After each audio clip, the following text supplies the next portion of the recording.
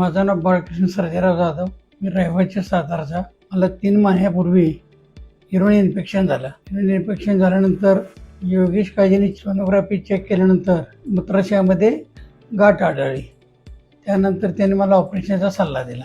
ऑपरेशनच्या सल्ल्यानंतर त्यांनी 3 दिवसानंतर मला बोलवलं ऑपरेशनसाठी. ऑपरेशनला आल्यानंतर थोडीशी मला भीती होतीच. त्यांनी मला कन्व्हिन्स करून सांगितलं काय त्रास होणार नाही.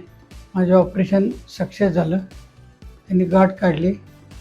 त्यानंतर आता 2 महिने फॉलोअपला येतो मी.